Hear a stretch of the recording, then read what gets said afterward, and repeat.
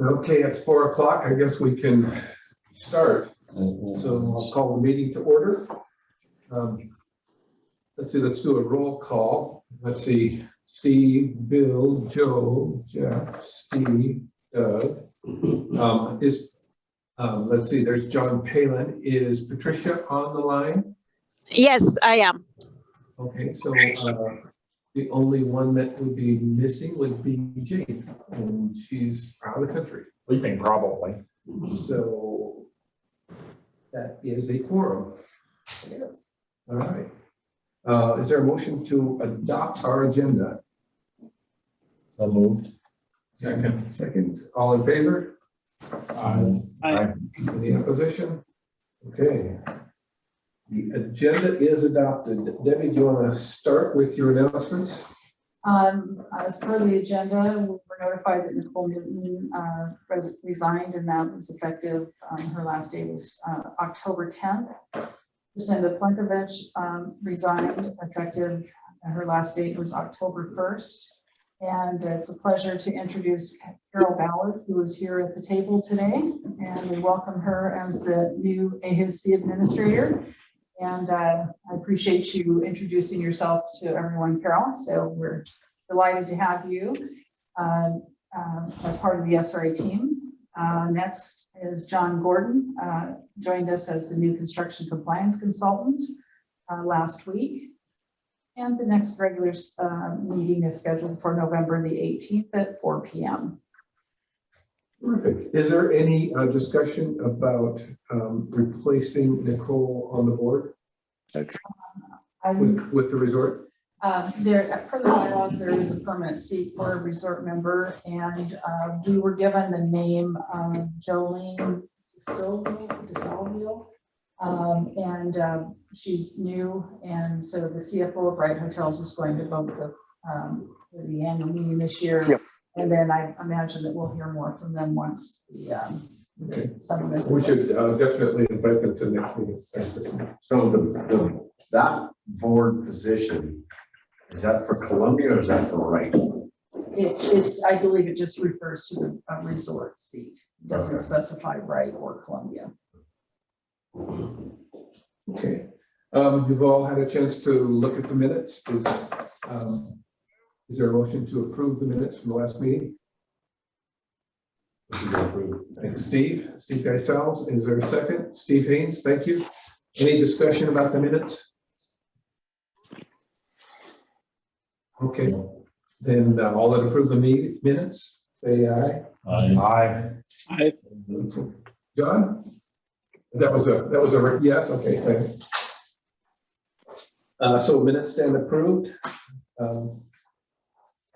Lori, do we have anyone waiting in open forum?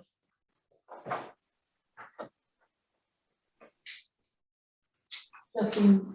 As of right now, we do not have anyone who has signed up for open forum. Okay.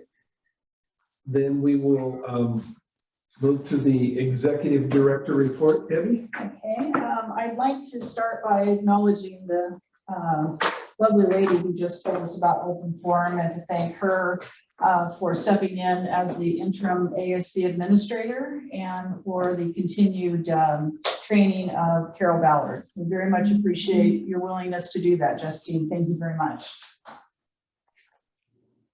Next, the AGM preparation. My main focus next week will be getting the PowerPoint presentation ready for the meeting. And upon looking at last year's meeting minutes, we had presenters,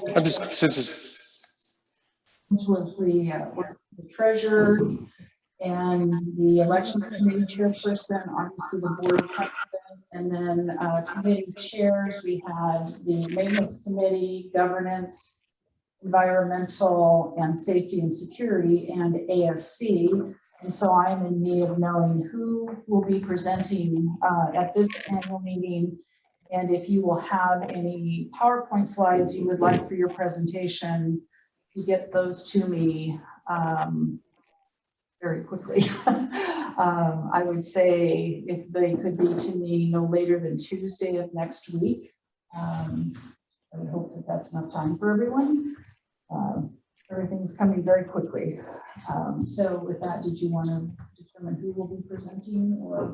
Not right now, but I think probably tomorrow you and I should walk through the presentation and talk about the agenda, and then we'll invite who we think needs to be. And I think probably most of the committee chairmen will present for their committees. Okay, Jane had said that she would not, obviously, that she's out. We can talk about tomorrow's schedule after the meeting. Thank you. Joe, did you want to talk about the arrangements with the resort hotel, or how did you handle that? So when I came in to sign a couple of checks on Tuesday, Debbie showed me the pending contract that we have with Semiahmoo Resort for the AGM. And currently the amount of money that we're slated to spend is $4,841. When I looked at that, I was a little perturbed. And I asked approximately how many people might be there.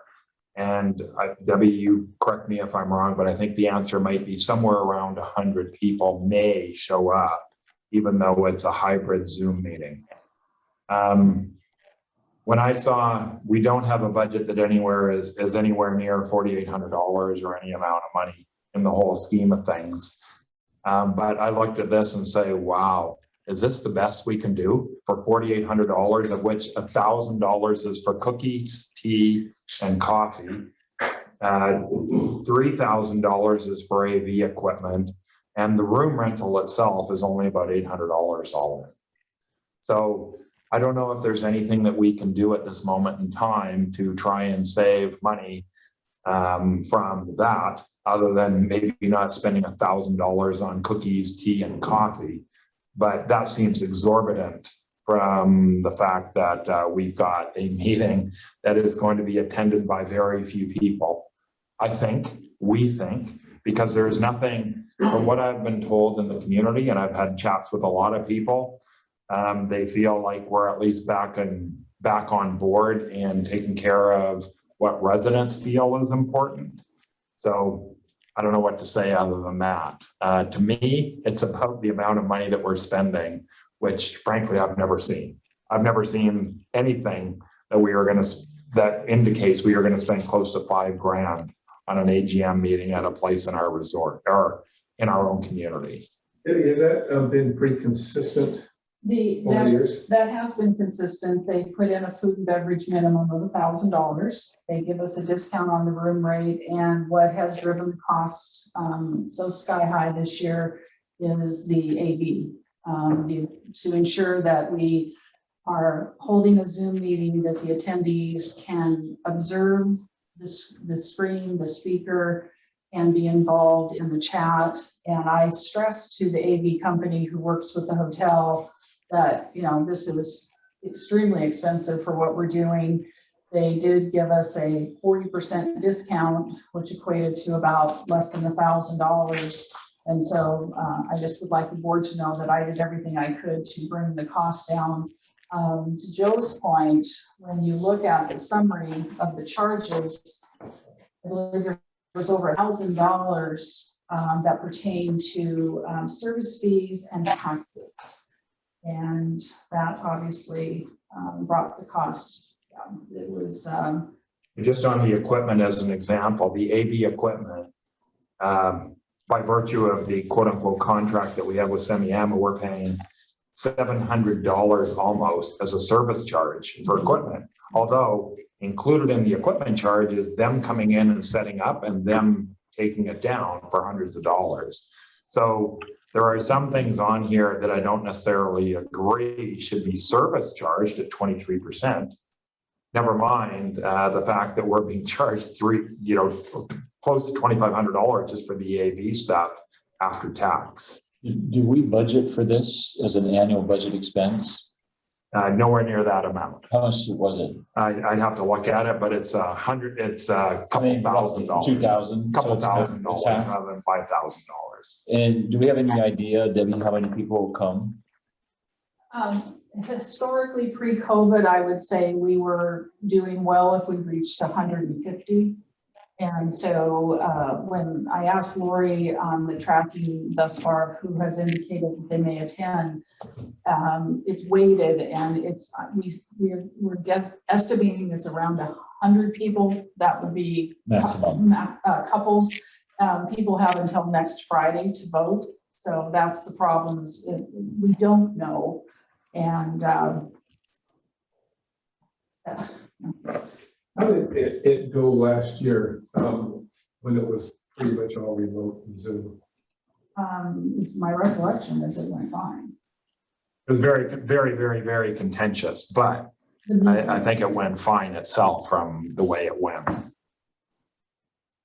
The topics were very contentious. And Yeah, the topics were contentious, the issues were contentious, blah, blah, blah, blah, blah. But there were no problems with connections. People weren't bitching about they couldn't see it, they couldn't get on it. And there were hundreds of people online last year. Yeah, I think the biggest reason we have in person this year is so that there is a flow, an easier flow of communication. Question becomes, is that worth $4,800?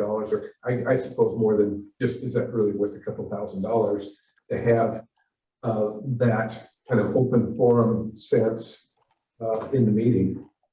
So from my perspective, the bigger the room, and from what Debbie told me on Tuesday, Debbie, please correct me if I'm incorrect, they've given us a bigger room, but the bigger the room, the bigger the AV information needs to be, maybe the more screens, the more whatever. If we have quote unquote 100 people, I don't know how many people there are going to be, and in addition to board members or people at the head table, we can get that in a pretty small room and talk it over with a little mic and a little speaker and be perfectly fine with something like a presentation like we've got right here.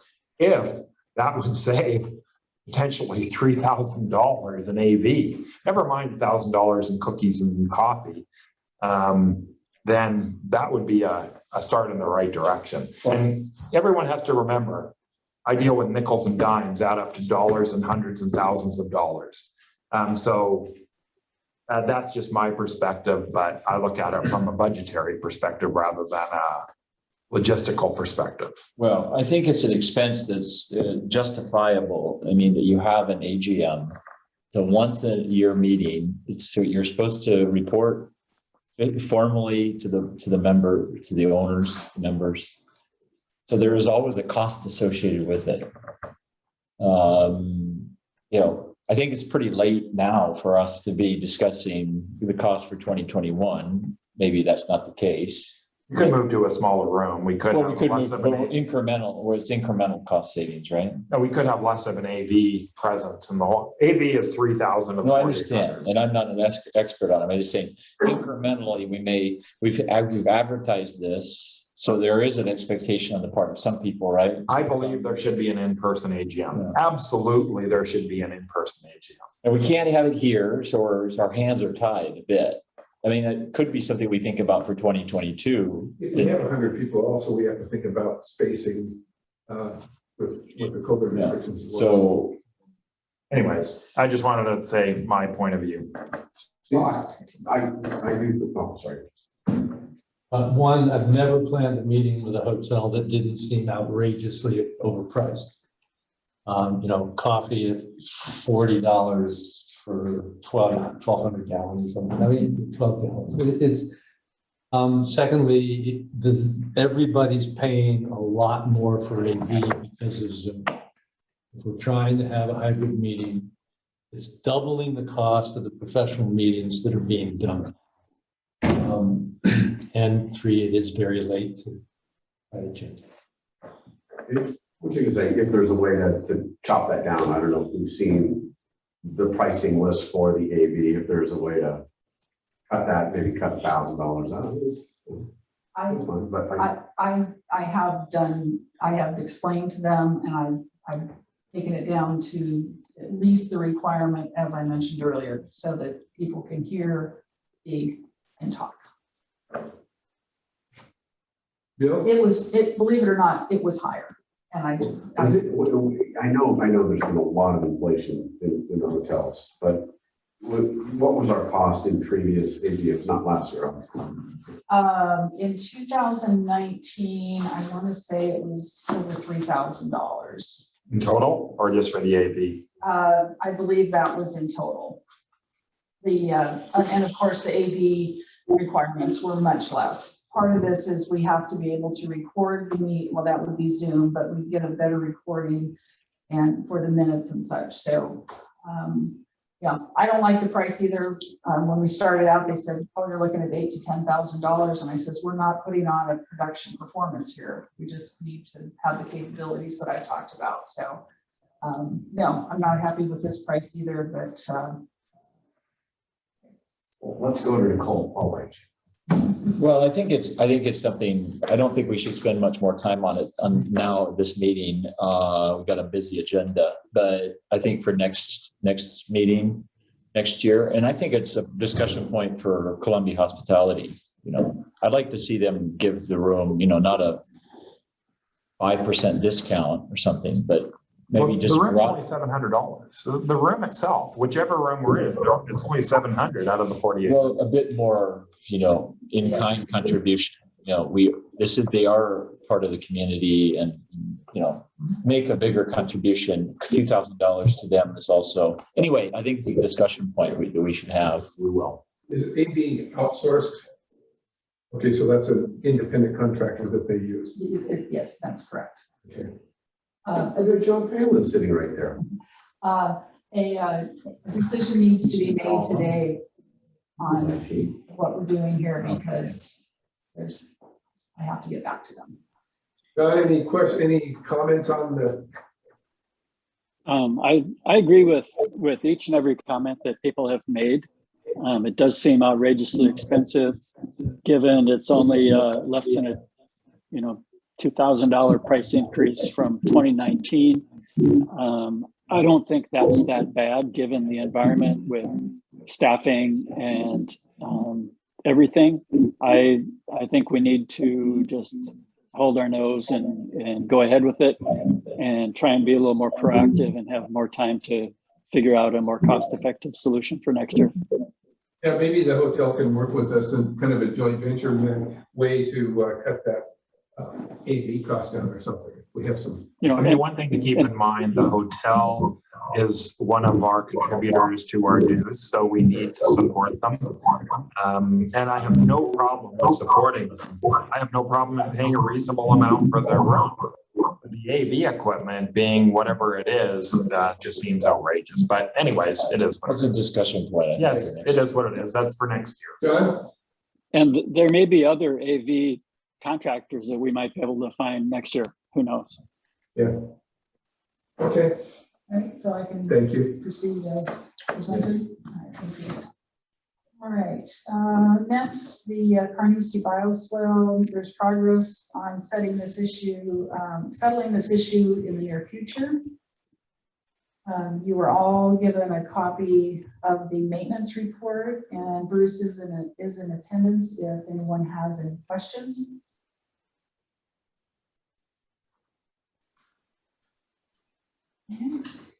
Next, a resident contacted the office inquiring about an artist tour over Mother's Day weekend in 2022. This event did take place in 2013. It was hosted by a few couples in the community that then hosted other artists within their home, and the tour took place. It seemed to be a positive event. There were no complaints from anyone that, you know, there was parking issues or anything to that, like that. And at this point, they're just asking if that's something that seems to be agreeable to the board. It would be that the guest would need to buzz the home from the gate to gain access. The person would need to buzz them in from their home. So it would be like the gates were open and anyone could drive through. It would be basically by invitation. So is that something that the board would support next Mother's Day? If you were guessing, Debbie, do you have any idea how many people might this involve? 100, 5, 10? Joe, unfortunately, the person that's trying to arrange this couldn't give me those numbers at this point. But it would just be at a home Yes. as opposed to, I mean, it feels like, without knowing this is the case, we have an upstairs where we could do a gallery. I'm not suggesting that that's the kind of thing that we want to do, but that's the kind of thing we could do for people in the community if we were not necessarily even finishing it, just had it available for people to come in here, as opposed to creating a parking commotion in a particular neighborhood near a particular home. How did it go last time? Because it was done last time, and I think she said there was, what, about 120 to 150 cars that came through? Like it was in 2013, and so I don't have exact recall on, but like I said, I didn't hear any complaints, and that's always a good thing, usually if people are upset about it. But it was average, it was, the community was aware of it. And then I believe, was it last year they did, or the year before, they did a garden tour? Yeah, they did a garden tour. And, that was very well received as well. Those kinds of things for residents are good, from my perspective. So is this multiple artists in multiple homes? It's kind of Last year there were two couples that hosted multiple artists within their home. So let's say Georgia was hosting it and she had 7 artists at her home, or however many. So it wasn't 7 or 8 houses through the community. It was one centralized in a home. Now this is something that is not projected until next May. So if you wanted to give it some thought we could table it or whatever. I know that they need to do, kind of get the pre-planning going as well. Okay. Yeah, that's right. I think those kinds of things are good for the community. I believe so as well. If we can somehow get them into this building upstairs and do displays across the walls or something like that, maybe that's an opportunity. Whether it's finished or not, I don't think is necessary unless there's a weight requirement, but maybe we can help them out by supporting that kind of thing as a possibility. Aren't there issues like with the stairs and safety and stuff going up and down? I remember Bruce talking about that here. It's not any, the upstairs is not. So then we could have somebody fall and have an issue. I would probably not be in favor of that unless those issues were sorted out. But what's the, Unless we use the bays, we could potentially do that as you mean well. out here? Yeah, but why don't we do this? Why don't we say, yeah, we're in favor, but let's talk about the logistics and suggest that maybe they use the main. I love the idea of supporting residents and art and culture, and that sounds like a good Just thing. one quick question. What's the concern? Is it the security issue with the cars coming in and out with the gates being open? Is that kind of the issue, or the parking? It's just That people roaming in Extra and out. people? Okay. Because the safety and security committee could probably take it up. Do we need to make a motion to get back to? I don't think a motion, I think that just the board is in favor and details can be worked out and support the community in that. And then last on my is the corporate credit card borrowing resolution. I'd like to table that until the next meeting. Okay. All right, and that's all I have. Doug. Thank That's all I you. have. Thank you, Debbie. Bill, our treasurer's report. So the treasurer's report, in the package are a few pages of financials that are always here. From the actuals to the plan, which is page 11 of the entire handout, page 2 of my little handout. It is showing that we are about $158,000 ahead of what the plan was for the 2021 year. The main reasons are we've had more transfer fees. We're way ahead of the number of sales that happened in the community this year, times $250 than we were predicting. In addition to, I think we're 2 architectural standards committee reviews ahead in total. Oh no, 4. 12 as opposed to a plan of 8, so we're 4 ahead. We have the $54,000 or $55,000 PPP loan forgiveness. And on the saving, those are on the revenue side. So we saved about 90 grand on the revenue side. Personnel, we've had some open positions for the last couple of months on the maintenance side. Plus the way it was budgeted was a little different than the way it's being recorded for actuals. Our repairs and maintenance was a little bit over, but that was basically entirely to do with the gate maintenance that we did, you know, all the mulching and cutting back a few months ago. And then we saved in professional fees, basically by not having an accountant on staff, which is offset by Jake Lee's cost that is about 14 grand higher. There's also some legal fees that are higher than we planned as well. So that's page 11 for the year. We're actually looking like we're going to be in a slightly better than break-even point, which is about $116,000 better than plan for the same sorts of reasons. If you have any questions on that, I'll take them in a second. I'll just go page by page. The third page is the reserve fund. Now, one of the things on April 30th, when we had our budget meeting, we had a few things that were either removed or postponed, but there were a number of things that we actually kept in the budget. Those things that were kept in the budget that have not been spent yet are $6,000 for gate operators or gate operations. So we actually did have some amount of money for that, which is a reserve. Basically, it equates to, I think, one gate being replaced or gate operator being replaced. An entry sign improvement. I've been chatting with Debbie and we've had a conversation. We finally got a bill from the people who are installed the entry sign. We had budgeted, I think it was 6 grand. That was a quote. Now we're being billed over 10 grand. So we're way over. They haven't given us a reasonable answer as to why it happened. And this is only in the last, 24 hours, Debbie? So we haven't been able to go back. We know that we're going to incur some expenses for the entry sign. I hope it's going to be more in line with 6 or 7 grand rather than 10 or 11 that they're budgeting. Concrete paving curbs, those were decided to be kept in our budget. But I don't know that we spent any money on any concrete or paving or anything like that. So it's still sitting here. And then the last one that hasn't been spent is fountains, and it's called major repairs. This was in the plan for 2021. And I believe that there's a fountain at Drayton Cove that's been brought to my attention that might need some work.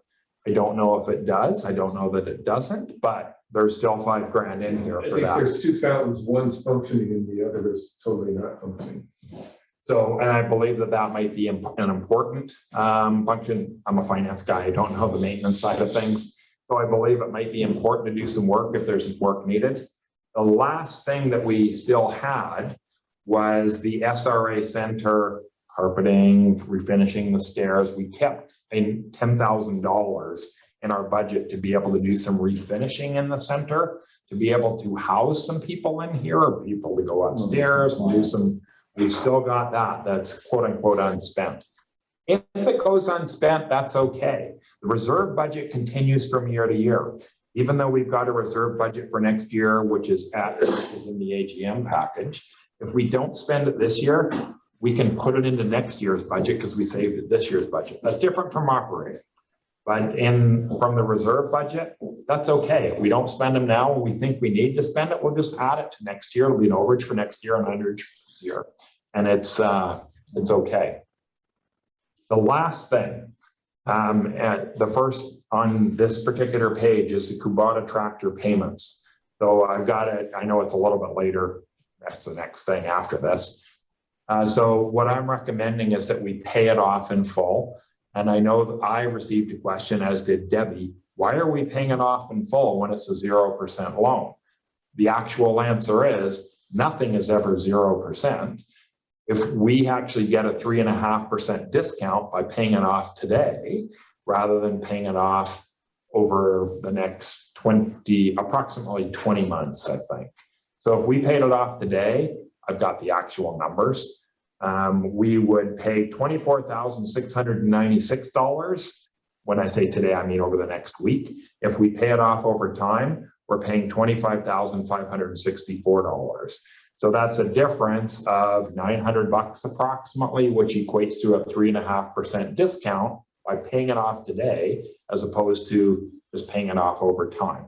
Trust me, we don't get 3.5% on our bank accounts. We don't get 2%. We don't get 1% on our bank account. We get 0.1. So I am going to ask right after this, if I have approval to pay off the Kubota tractor loan, so we don't have to deal with continual payments every single month until July of 2023.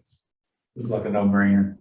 To me, it seems like a no-brainer, but I had a couple of people in the community, people have been on the board. Why are we going to pay this off when well, they didn't look at the fact that we get a discount for paying it off early. So that's the last page on the is the balance sheet. We've still got about $1.1 million sitting in cash, of which more than $1 million is sitting in CIT Bank. There's residual amounts sitting in US Bank and the credit union, which is still holding our mortgage. But other than that, there is no difference from what it was last month or prior months. Any questions on any of our financial? We're in pretty good shape. We're now very, very close, if not completely, at a break even for 2021. At the beginning of the year, we were $270,000 to the negative. So thank you to all of you for looking at and making decisions that are going to help the community be in a better financial position than it'll look like we were going to be in at the beginning of the year. Have we kind of cleaned up all of the bank accounts and got everything centralized like we anticipated? Almost. We are still doing all of our debit card transactions or just transactions internally through US Bank. We could be doing it through CIT Bank, but that we haven't gotten around to it. The credit card resolution, which is going to be pushed off, might push it off to another month. By the end of the year, I'm hoping we are not going to be using any peripheral banks. Joe? Joe, thank you. I'm wondering if we can hear from Bruce about his plans on these reserve fund items.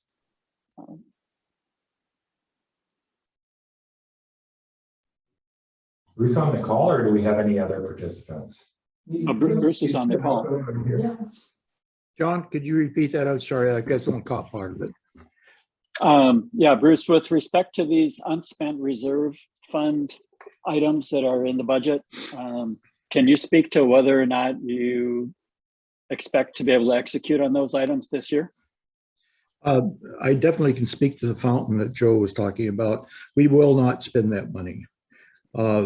Probably, I guess the best thing to do, I'd like to look at what John or Joe has put together there and addressed each individual one. That work? What about the Okay. bioswale?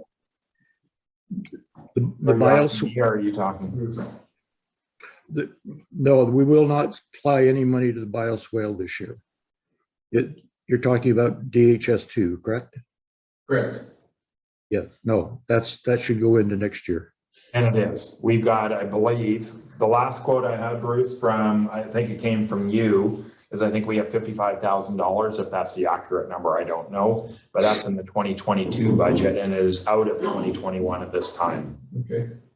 Correct. And Carnoustie, I have nothing. That's gone away because I believe or hope that that's going to be settled. I suspect that will be settled here in the next few days. Yeah. Okay. Joe, is there any other ones that you want me to address? So there was $6,000 still from the original plan for gate operators or gate operations. There was $7,000 for entry signs, which I believe we solved with or sorted out with Debbie. Now we're just dealing with the billing. Concrete paving or asphalt costs, there was a few $1,000s, and then or the fountain you addressed, and then there was $10,000 that we kept in the budget for improvements like carpeting or whatever for the stairs for the SRA Center. It was initially $65,000 in the budget. We lowered it to 10. Okay, Joe, I'll try to go in reverse. You're going to have to help me a little bit here. On the center, we're not going to spend that 10 grand. The wing that we really need for the wintertime is going to be door operators. They're going to run about $500 per door, say $1,500 max for that. So that would be the max out of that. Go ahead, give me the next one. Good school, one at a time. Before you move off of the SRA Center, have you put the stair treads and the floor covering in the maintenance area upstairs? No, And are you planning to do so? Because you had mentioned earlier that that was a point that was real important to get done. correct. I'd be honest with you, I don't see it happening this year. I can try, you could go ahead and leave that in there, probably about $3,000. I'm being real generous on that amount. So from my perspective, again, and I'll talk about the reserve budget specifically, if we don't spend it, we'll move it to next year. If I'm we, good. right now, it shows that we're 10 grand under what the plan, or sorry, 10 grand in a surplus position. If we end up being 20 grand or 30 grand in the surplus position, we'll move it over to next year, and it'll just create a slightly bigger or slight deficit, but the money stays in our bank account until we need it. I'm good with that. I think that's an excellent way to do it.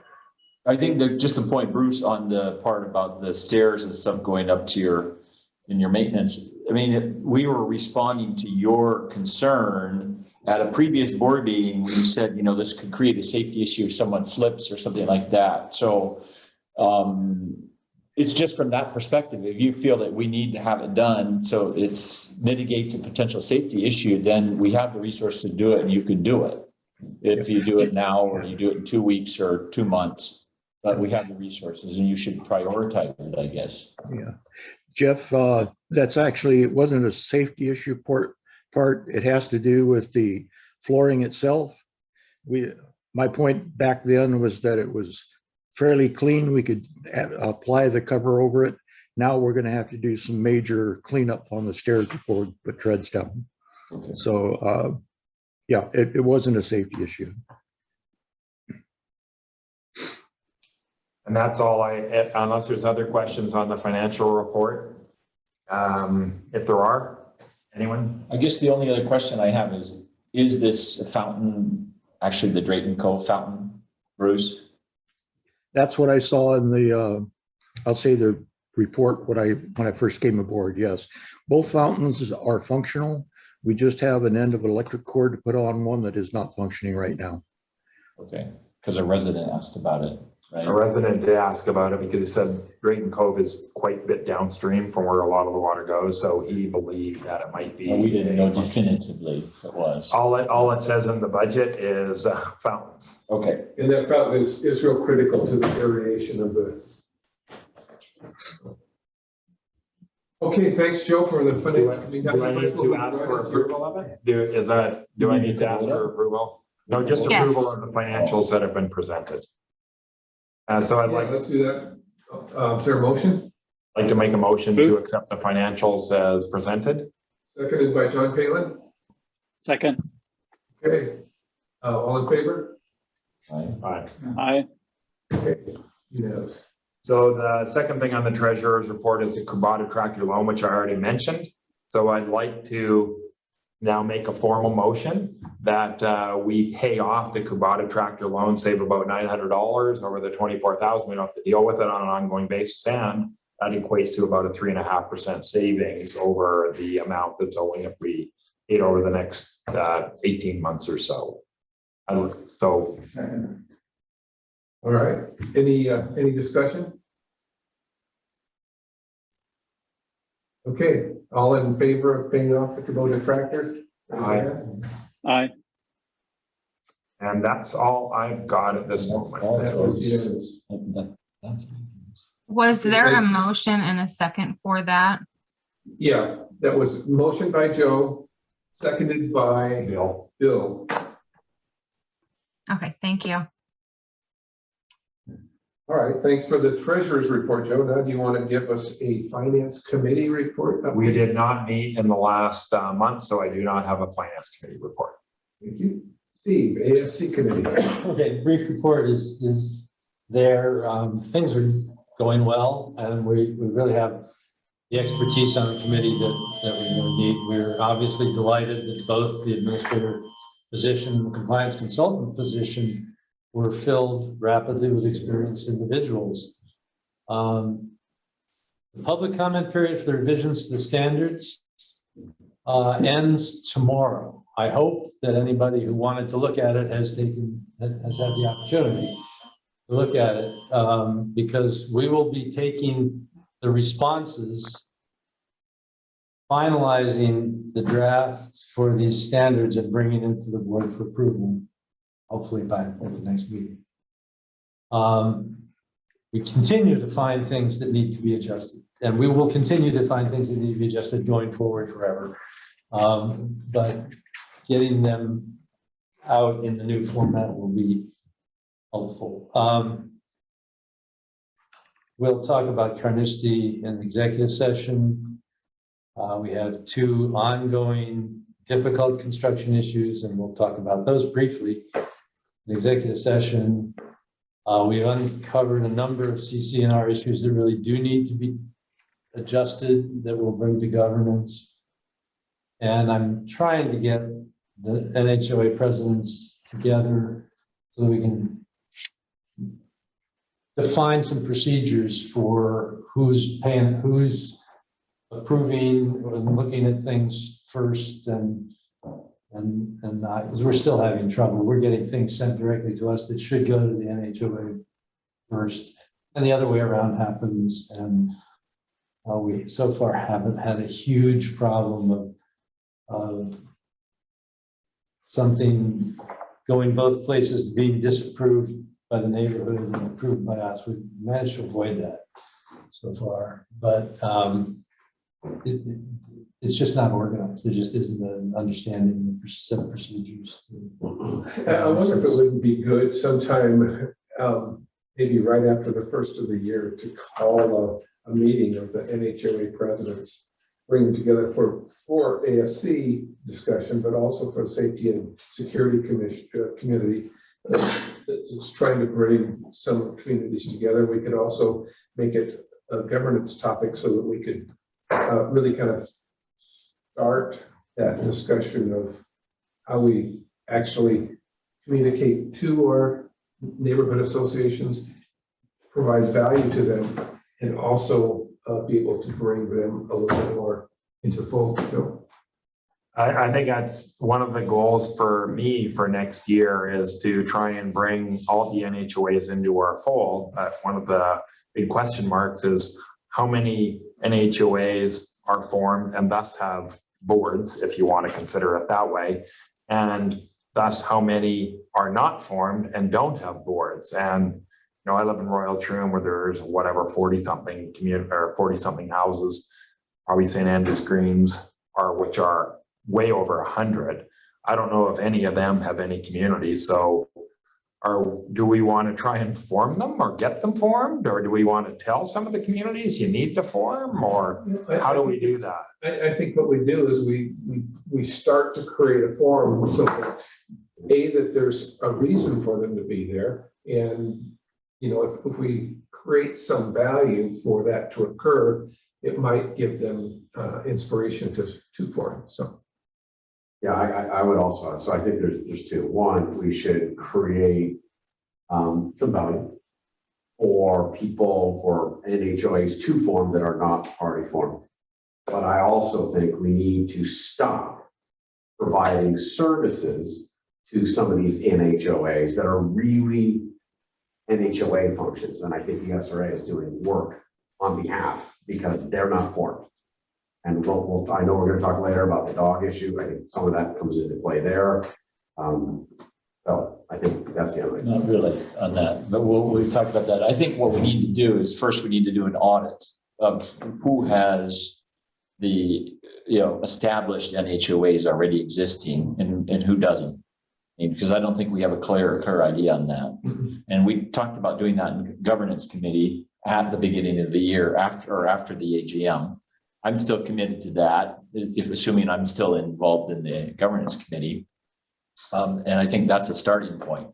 And then some sort of forum, so we have regular communication, because when I was the chair of the Safety and Security, I would just voluntarily reach out, sort of happenstance, to the various NHOAs to try and coordinate and see who's doing what on certain issues, but to have some more regularity in that process. So I would be very supportive of that as well, conceptual. Bill? On the NHOA issue, we should consider mailing lists for neighborhood homeowners association that would be made available to the organizers of the NHOAs or when they actually exist, the officers of the NHOA. Right now, there's one list and it's not available by design to anyone else. Need to perhaps modify that to have sub-lists. Maybe don't you have a list of all of the associations that are formed and the officers of each? We have a list of contacts, yes. So this would provide each of them with a tailored mailing list so they could function more effectively. Or someone who's been identified as an organizer, a potential organizer of a neighborhood homeowners association to facilitate getting in touch with the neighbors. So right now, it's a impediment to organizing. Well, not to belabor the NHOA discussion at all, I think that it's a great idea that we bring that organization into focus probably right after the first of the year. I think there's at least three committees that would find value in that. And I think I know as a president or past president of Prestwick, I know Steve as president, I just think that it would be really good if there's communication that comes from SRA back to the NHOA. So let's just leave it at that. Let's plan at the first of the year to bring that together and move forward. And I don't know if you heard, I definitely heard, Joe Soffey, President, Royal Truth, NHOA. That's what I just heard. That's what I heard. And so along the lines of what we can do, one of my thoughts was, and we've encountered it because some people who have recently purchased did not know that the SRA was a separate association from the NHOA. So they weren't billed dues, and it wasn't on their statement of adjustments when they were purchased. So one of the things that occurred to me that would be a useful thing, if we're billing out SRA dues going forward in future years, I'm not talking 2022 or early 2022, maybe the SRA could bill out SRA and NHOA dues, collect them, and then disperse them in the appropriate accounts. Because if you only need one billing, then it becomes a little bit easier in the whole scheme of things, and that would help out. I know that from talking to a few different individuals. All we would act as a biller and a collector. And then you guys and the individual NHOAs do whatever you want with your money. But we got insurance, we got other things. So these are all important things that I think we need to figure out. And that's like 6 months to a year from now. Well, maybe. I think those are all great ideas, and that's a terrific idea because I know that Prestwick would enjoy that. So, but let's leave the NHOAs for a different time and move on with our agenda. Steve, sorry to interrupt like that. So I have an action item that's related to Carnegie, Steve, that I think it's appropriate for the open session, and that is we're requesting that the board authorize the expenditure to have the Carnegie buffers surveyed and permanently marked. We got two estimates. Big number that both of them give does not include the permanent marking. That's another 2,000. One of them said it would be another 2,000 to do that. They also bring up the point that if they document incursions into the buffers, which we know are there, that they have to officially file those with the city. There's a filing fee. It's going to be more than the estimates say. I'm guessing 10,000 wouldn't be unexpected, but probably not much more than that. based on this. We tried to get estimates just for the sake of argument. What would you estimate it would cost to do this one lot at a time? Rather than have the SRA do the whole thing at once. Neither place was responsive to trying to make that estimate, but I mean, I'm guessing that there's a minimum cost that would double, triple, or even worse, make the total expense doing those 11 lots individually much greater than. So Steve, was the 10,000 for charting the incursions, or was that just for the survey and marking? The survey without permanent marking, the bids were about 6,000, about 4,000.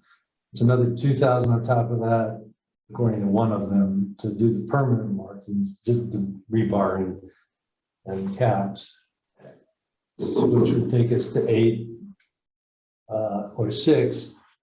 I kind of favor the 8 because they were responsive to all the questions we sent them, as opposed to the other place that sort of gave us a standard. This is what we think it would take. It might take us an extra day, which would be another couple grand and that sort of thing. So we don't have an exact number, but it's hard to see it going over 10 unless there are legal costs or medical costs associated with the actual Medical costs. So Steve, is this a cost to the SRA or we're facilitating it and dividing it up? I believe it's an SRA cost, and the reason is that we can't carry out our assigned task of enforcing the CCRs without knowing exactly where the boundaries are. Yeah, Steve, thank you. Can you speak to what the implications are if we have the surveyor actually document the encroachments? What does that do for us?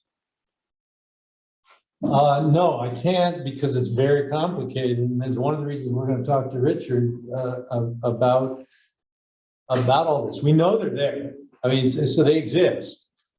And we approved them. The previous boards and ASC approved those encroachments.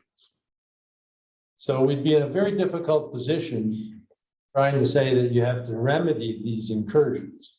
It would be particularly difficult when it's part of the foundation of the house. So I don't think it will lead to action. What the board passed in August said we're accepting the state of the enhanced internal buffer because it was approved.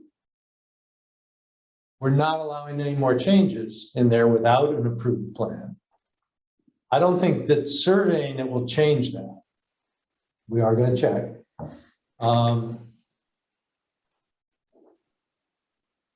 But they are required by law, if they find an incursion, to report it. Who's that? The surveyor. And who do they report it to, Steve? To the customer or to the city? The city.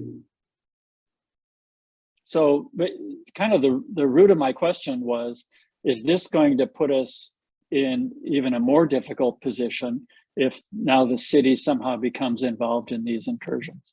The city has already passed on these on these plans. They have already said they're okay with it. Mm-hmm.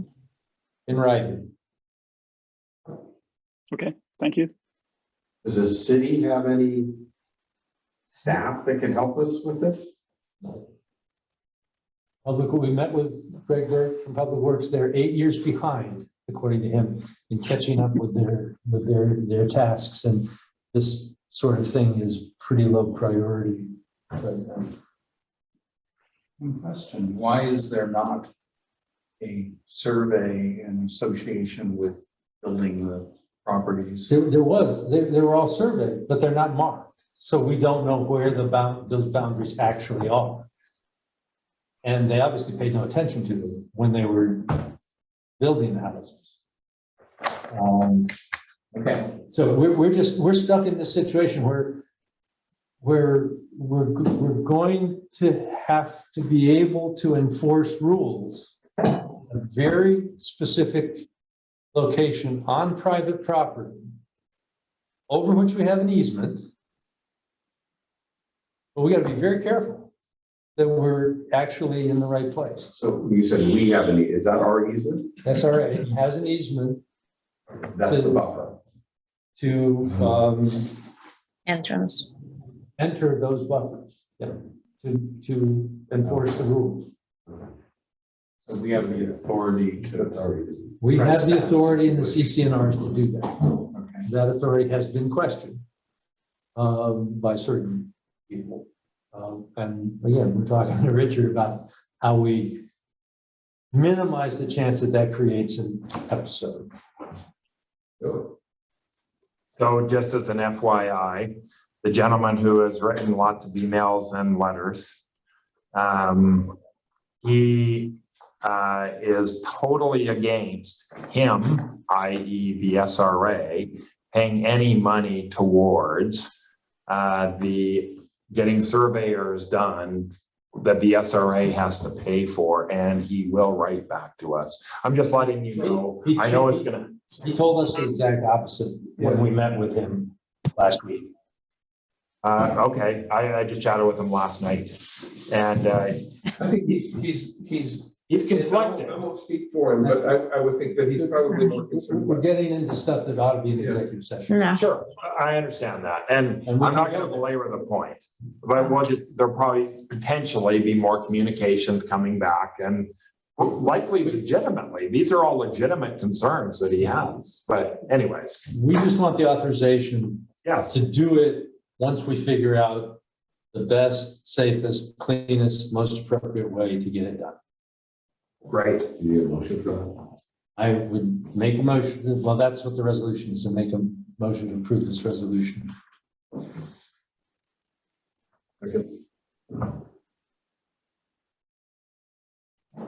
And the resolution or the motion is to move ahead with the survey or allocate funds That to the survey. sufficient funds are appropriately allocated to allow us to retain a surveyor to survey and permanently mark the borders. All right, open for discussion then. One of the things that I will just mention is that we're going to talk to Richard about what the rights are relative to surveying someone's private property and establishing survey markers on those properties. That's the real big question we have. What can we really do as an association?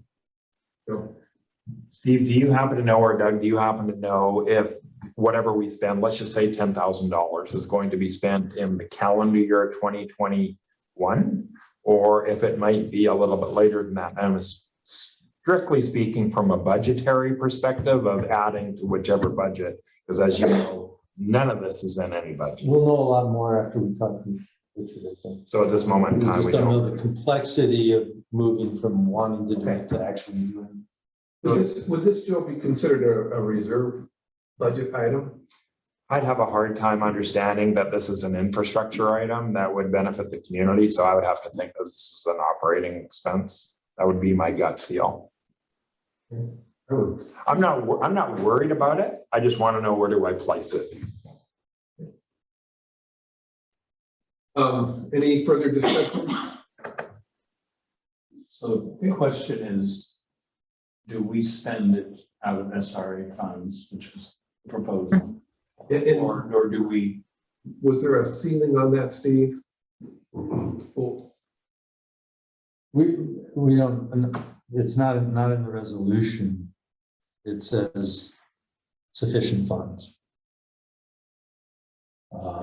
So obviously it would have to be justified. I think this whole thing comes up partly because we're authorized, the CCNR is authorized the committee to do it, but don't provide a funding mechanism. So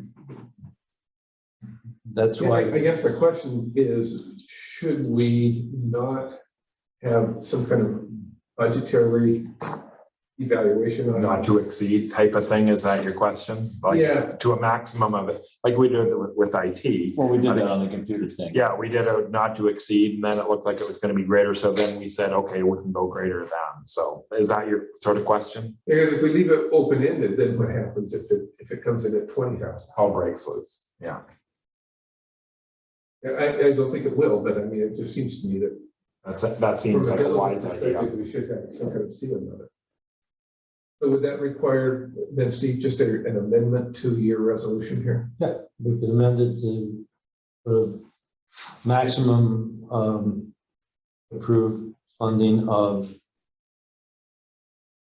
10 or 12,000. Well, So should we make a motion to amend by Up to. up to, let it make it 10? Do we- Whatever number you guys think is right. Steve? Well, make it 12 so we don't have to come back. If Yeah. it somehow creeps up there, if we have to hire security guards or something for the surveyors. But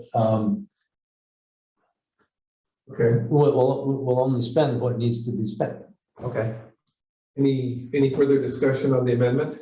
The only question I have is, what is the alternative to the SRA paying the entire? The alternative, which is why I was trying to get the single lot prices. The alternative would be to say, if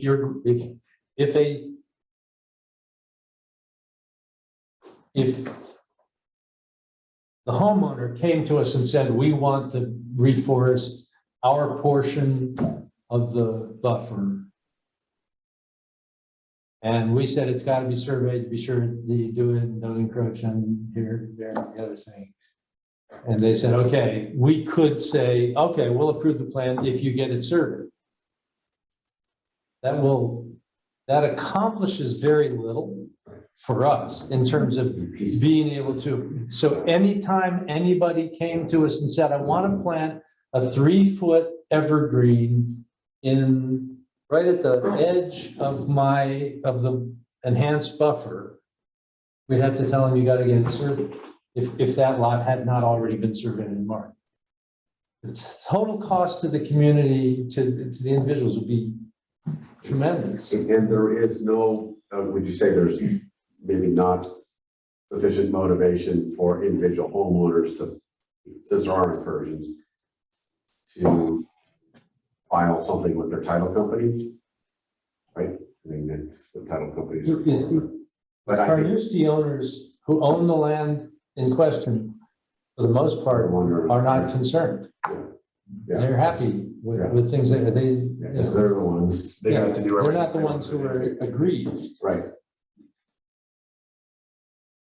Yeah, I think we have to do it. Okay, so all in favor of the amendment to the motion, which puts a cap of $12,000 on the resolution, say aye. Aye. Anybody opposed to that? Okay, resolution. That amendment passes now. Any further discussion on the resolution? Okay, all in favor? Raise your hand. Aye. Patricia, I can't tell, but it won't matter. All right, so it passes. Thanks, Steve. That's all I have for the open session. Terrific. All right, is there a report from the elections committee?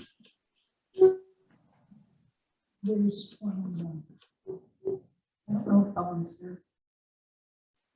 But there was one in the packet. Ellen is not in the meeting, but she did put a report in the packet for you guys. Packet was sent on the 30th. A message was sent reminding folks to vote, and the ballots have to be returned by noon. On October 28th, counting will take place at 4 p.m. on the 28th. The results will be announced at the annual general meeting on the 30th. Respectfully submitted, Ellen Morley-Joe. Okay. Go. Quick question. So I've been asked to be a proxy for a few residents. So I have their voting stuff and they've signed it. Do I just give it in to somebody? This is a physical give in to somebody. And if I do, who is that person I give it into? To Debbie? Turn that into Lori, please. Lori? Okay. Yes, and then they'll include that in next week's tally. Thank you. Thank you. Okay, communications committee, Patricia. yes, hello. We met, we had our monthly meeting, and one of the items that I would like to bring it out and to have an approval, we have a new member Her name is Robin Truby, and I would like to make a motion to have the board approve the new member to become part of that communications committee. She's a new resident and community. She has a background in law, and she is very, very glad to join and to be part of the committee also. So I don't know if I have to make a motion for you guys' approval in order to have her part of that communications committee. Yes, and we'll take your suggestion as the motion. Is there a second? Thank you. Second. Okay, Steve Geisels, thank you. Thank Any you. discussion about this candidate? Okay, all in favor? Aye. Thank you. We are also going to talk about the website on executive session later on. We're moving that, and then we're just continue trying to make our communications from the board or from the associations to the residents very objective, factual, but still remaining very personal on anything that is coming out from the SRA. We're going to try to focus right now on having the website as our main sort of communications. Besides that, that's it for us. Thank you, Patricia. Okay. Any questions for Patricia? Okay. Safety and security. Jane is not here. Was there a report from the committee? I did not receive one. Okay. Well, I could just say a word since I'm Go on the ahead. committee. We did have a meeting, and you probably saw that we sent out a piece about the Block Watch program. So Jane was going to collect the people who expressed interest in being block captains. And then we wanted to then figure out how many there were, and then do a training in the coming month or two to get that rolling. We do have two communities that have Block Watch programs established, and so we thought we could invite them to communicate about their experience with the Block Watch program. We had the officer from Blaine PD come, Officer Landis, who is the contact point there, and remind us, and he'll be involved in the training of the trainers, the block captains.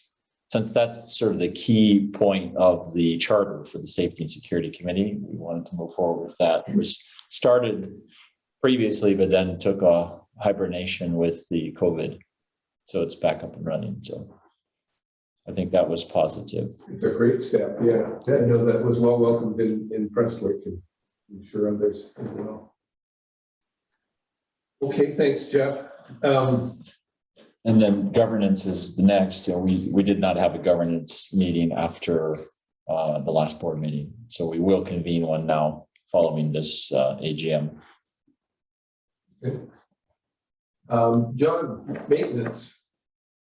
Thank you. The maintenance committee has not met since the last board meeting, but we will be having a meeting after the AGM that will be focusing on a couple of deliverables that the committee has that are due December 1st, basically status of roads and storm systems, etc. Okay, thank you, John. Environmental committee met at their standard time now of 2:30 p.m. on the first Thursday of the month, which is October 7th. All members were in attendance except for Stan Monk, who unfortunately there was some confusion about how to get onto the Zoom. We're going to correct that next time. So just a minor little glitch, but most of the time we spent discussing health and environmental safety issues. And we have also started up a communications process Jennifer Pombon is a member of the Communications Committee, so is doing liaison to have topics appear in the monthly e-news. And we had Jennifer generated one for November, correction for October. And then November will be more health, environmental safety. December is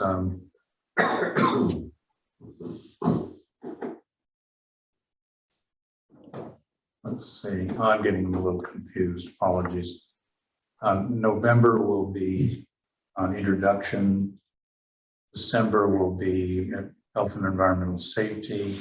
January will be discussion of electric versus gas powered landscaping equipment.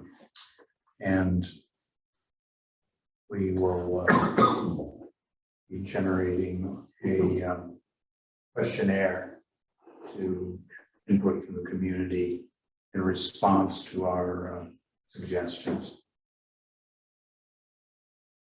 That's it. Okay, Joe? Quick question. So Bill, on your, in the documentation you gave to us, registration of landscape companies, are you suggesting perhaps that maybe all landscape or appropriate landscape companies need to be registered going forward? And if individual residents within the community wanted to have their landscaping done, new or otherwise, need to pick from a list? Right now, there is a list of optional known landscaping companies. It's not recommendation or requirement. So what we discussed, which would be at some point a formal proposal of the board, is to in fact list approved landscaping companies.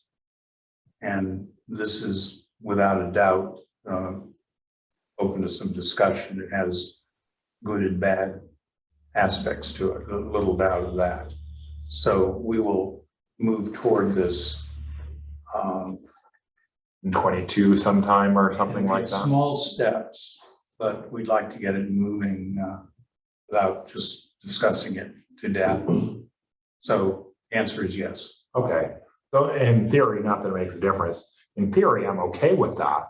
But of course, there's going to be new companies coming on board. So it's what do they have to do to get approved as an approved landscaping company? And that'll have to be part of it. But anyways, thank you. And I'll just add along those lines, it sort of brings back the discussion, not that I want to have it right now, about the NHOAs, because I'll tell you, in Erie, we take care of our own business there.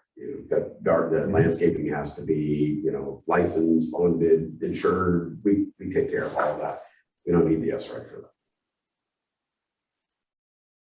Useful data point. I wasn't aware of it. And for that matter, John has reported that out on this spit, semi on the shores, that's the same thing. And that's most of the condo associations do. No doubt. Yeah. So that has to be factored into it. More to come. Okay, thanks, you. Bill. All right, moving on to continuing business.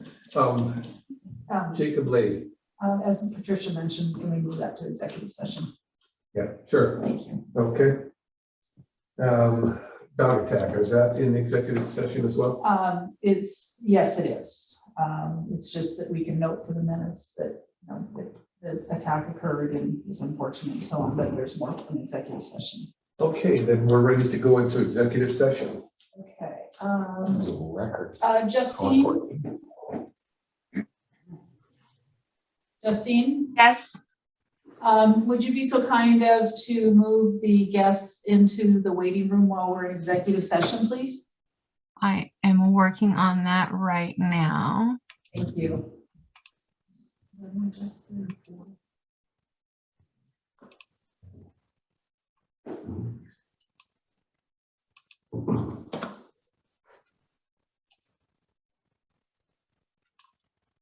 Justin, you'll also want to, I believe, bring the recording up, correct?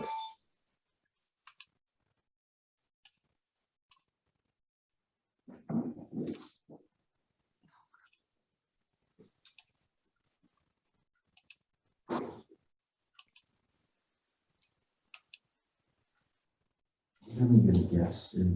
Yes.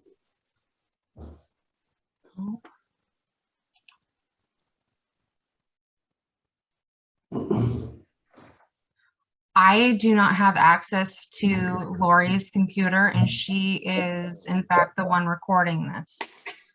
And she's not at her computer. I want to go to Hawaii. It's only 6 o'clock. Yeah.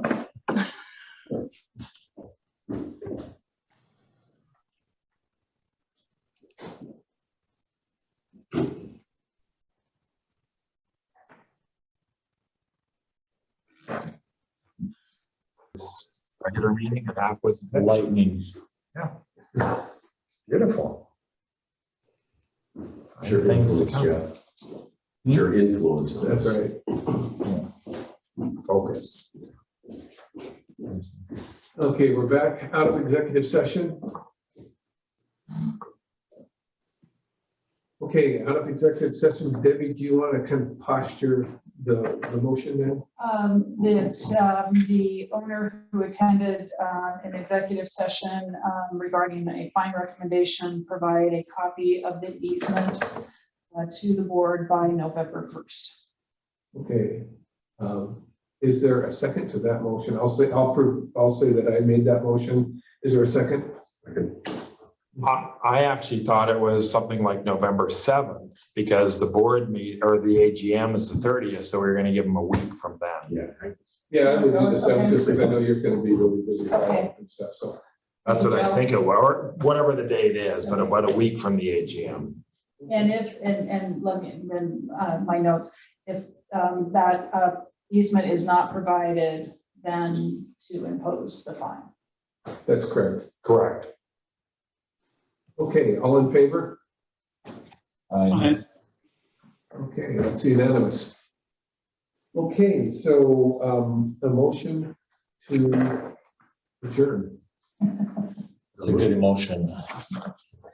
So moved. Seconded by Mr. Phelan, and we'll Bon appetit. we'll stand adjourned. Thank you all. Thanks, everybody. Thank you. Thank you.